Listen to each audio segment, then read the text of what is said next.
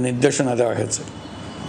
ইতোমধ্যে এনবিআর পেঁয়াজ, আলু ও কতিপয় কীটনাশকের ক্ষেত্রে আমদানি শুল্ক হ্রাস এবং ক্ষেত্র বিশেষে রেগুলেটরি শুল্ক প্রত্যাহার করে এসআরও জারি করেছে। নিম্ন আয়ের 1 কোটি পরিবারকে টিসিবির মাধ্যমে হ্রাসকৃত মূল্যে কিছু পণ্য যেমন পরিবার প্রতি চাল মাসে 5 কেজি, সয়াবিন তেল মাসে 2 কেজি, মসুর ডাল মাসে 2 কেজি দেওয়া হচ্ছে। এটি সামনের দিনগুলোতে অব্যাহত রাখা হবে। সরকার দায়িত্ব গ্রহণের পর জনপ্রত্যাশা অনুযায়ী বিদ্যুৎ, জ্বালানি ও খনিজ সম্পদ মন্ত্রণালয় হতে বিদ্যুৎ ও জ্বালানির দ্রুত সরবরাহ বৃদ্ধি আইনের অধীনে চলমান সকল প্রকার নেগোসিয়েশন, প্রকল্প বাছাই এবং ক্রয় প্রক্রিয়াকরণ কার্যক্রম আপাতত স্থগিত করা হয়েছে। গত 1.5 দশকে এই আইন ব্যবহার করে লক্ষ কোটি টাকা লুটপাট হয়েছে। বিদ্যুৎ, জ্বালানি ও খনিজ সম্পদ মন্ত্রণালয়ের আওতাধীন কোম্পানিসমূহে অধিকতর স্বচ্ছতা ও জবাবদিহিতা আনার লক্ষ্যে কোম্পানিসমূহের পরিচালনা পর্ষদ পুনর্গঠন করা হয়েছে। প্রকৌশল, ভূতত্ত্ব এবং খনিজ হিসাব বিষয়ে অধ্যয়ন করেছে এমন ছাত্র প্রতিনিধি অন্তর্ভুক্ত করার জন্য উদ্যোগ গ্রহণ করা হয়েছে। এই খাতে অধিকতর সক্ষমতা, গতিশীলতা এবং জবাবদিহিতা নিশ্চিত করার লক্ষ্যে বিশেষজ্ঞগণের সমন্বয়ে একটি কমিটি গঠন করা হয়েছে। জ্বালানি তেলের মূল্য জনপ্রত্যাশা অনুযায়ী সহনশীল রাখতে অকটেন ও পেট্রোলের দাম 6 টাকা, ডিজেল ও কেরোসিনের দাম 1 টাকা 25 পয়সা কমানো হয়েছে। 37 দিন বন্ধ থাকার পর গত 25 আগস্ট হতে মিরপুর 10 ও কাজীপাড়া স্টেশন ছাড়া বাকি সব স্টেশনে মেট্রো রেল পুনরায় চালু করা হয়েছে। ভুয়া মুক্তিযোদ্ধাদের চিহ্নিত করার লক্ষ্যে বিশেষ করে মুক্তিযুদ্ধের সময় যাদের বয়স 12.5 বছরের কম ছিল তাদের মুক্তিযুদ্ধ তালিকা হতে বাতিলের জন্য সুপ্রিম কোর্টে লিভ টু আপিলের পদক্ষেপ গ্রহণ করা হয়েছে। মুক্তিযোদ্ধা কল্যাণ ট্রাস্টের আওতাধীন বেদখলকৃত স্থাবর সম্পত্তি উদ্ধারে প্রয়োজনীয় ব্যবস্থা গ্রহণ করা হয়েছে।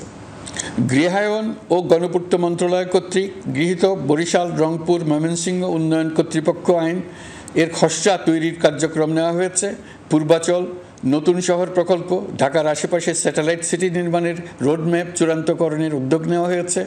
বিধি বহির্ভূত প্রদত্ত প্লট ও ফ্ল্যাটের বরাদ্দ বাতিলের উদ্যোগ নেওয়া হয়েছে। প্রিয় দেশবাসী, আমাদের সন্তানদের জন্য একটি গণতান্ত্রিক বাংলাদেশের রূপরেখা তৈরি করতে আমরা দৃঢ় প্রতিজ্ঞ। আর যেন আমাদের কোনো স্বৈরাচারের হাতে পড়তে না হয়। আমরা যাতে বলতে পারি আমরা একটি গণতান্ত্রিক দেশে বসবাস করি। আমরা যাতে সকলেই দাবি করতে পারি যে এই দেশটি আমাদের। আমরা সেই লক্ষ্যেই কাজ করছি।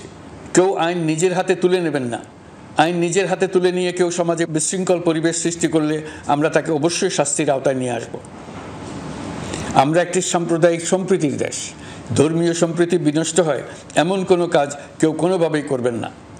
অতীতে শুধুমাত্র আওয়ামী মতাদর্শী না হওয়ার কারণে 28তম থেকে 42তম বিসিএস পর্যন্ত বিপিএসসি কর্তৃক সুপারিশকৃত অনেক প্রার্থী নিয়োগ বঞ্চিত হয়েছেন।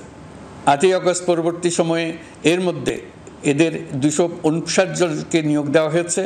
মাঠ প্রশাসনকে জনবান্ধব এবং দুর্নীতিমুক্ত, জবাবদিহিমূলকভাবে গড়ে তোলার জন্য সব ধরনের উদ্যোগ নেওয়া হয়েছে।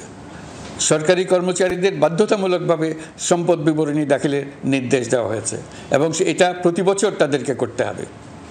ধ্বংস হয়ে পড়া একটা জনপ্রশাসনকে নিয়ে যাত্রা শুরু করেছি।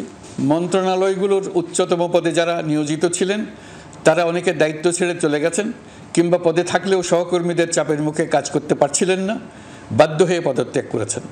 আর যারা 16 বছরের স্বৈরাচারী শাসনের আমলে পদত্যাগে বাধ্য হয়েছিলেন কিংবা দায়িত্ববিহীন অবস্থায় একই পদে থেকে বাধ্য হয়েছেন তাদের সবার কথা বিবেচনা নিয়ে জনপ্রশাসনকে নতুন করে দাঁড় করানোই ছিল আমাদের প্রথম মাসে কঠিনতম সময়। আবার সকল সমস্যার সমাধান করে একটি নতুন জনপ্রশাসন কাঠামো দাঁড় করাতে পেরেছি, এটাই আমাদের প্রথম মাসের সবচাইতে বড় অর্জন। আমার বিশ্বাস এই জনপ্রশাসন জনগণের ইচ্ছা পূরণে সর্বোচ্চ অবদান রাখতে পারবে। অতি স্বল্প জনবল নিয়ে দাপ্তরিক কার্যক্রম শুরু করা হলেও প্রথম দিকে বিভিন্ন মন্ত্রণালয় ও বিভাগ থেকে পাঠানো বিবিধ প্রস্তাব দ্রুত গতিতে এবং আইনগত সমস্ত বাধ্যবাধকতা মেনে সিদ্ধান্ত নেওয়া হয়েছে। গত 1 মাসে বিভিন্ন মন্ত্রণালয় বিভাগ 198টি অতি গুরুত্বপূর্ণ বিষয়ে সিদ্ধান্ত নিয়েছে। জনপ্রশাসনের 135 জন অতিরিক্ত সচিব, 227 জন যুগ্ম সচিব এবং 120 জন উপসচিবকে পদোন্নতি প্রদান করা হয়েছে। 59টি জেলা প্রশাসককে প্রত্যাহার করা হয়েছে এবং নতুন 59 জন জেলা প্রশাসককে নিয়োগ দেওয়া হয়েছে। 67 জন কর্মকর্তার চুক্তিভিত্তিক নিয়োগ বাতিল করা হয়েছে, 10 জন যুগ্ম সচিব, 8 জন অতিরিক্ত সচিব, 6 জন সচিবকে ওএসডি করা হয়েছে। বাংলাদেশ পুলিশের 80 জন ডিআইজি, 30 জন পুলিশ সুপার সহ 110 জনকে পদোন্নতি প্রদান করা হয়েছে। 1 জন ডিআইজি, 1 জন এডিশনাল ডিআইজি, 4 জন পুলিশ সুপারকে চাকরিতে পুনর্বহাল করা হয়েছে। আইজিপি সহ 10 জন অতিরিক্ত আইজি, 88 জন ডিআইজি, 21 জন এডিশনাল ডিআইজি, 177 জন পুলিশ সুপার সহ মোট 297 জন কর্মকর্তাকে বদলি করা হয়েছে।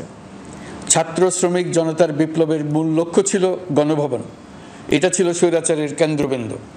এই সরকার বিপ্লবের প্রতি সম্মান দেখিয়ে গণভবনকে বিপ্লবের জাদুঘর হিসেবে ঘোষণা দিয়েছে। ছাত্র জনতার ক্ষোভকে স্থায়ীভাবে তুলে ধরার জন্য গণভবনের আর কোনো সংস্কার করা হবে না। ছাত্র জনতার ক্ষোভের মুখে তা যে অবস্থায় দাঁড়িয়েছিল সেই অবস্থায় তাকে রাখা হবে। যেসব মূল্যবান সামগ্রী জনতা নিয়ে গিয়েছিল সেগুলো অনেক ফেরত দিয়ে গেছেন। যারা নিয়ে গিয়েছেন তারা নিজেরাই ফেরত দিয়ে গেছেন। তাদের আমরা দেশবাসীর পক্ষ থেকে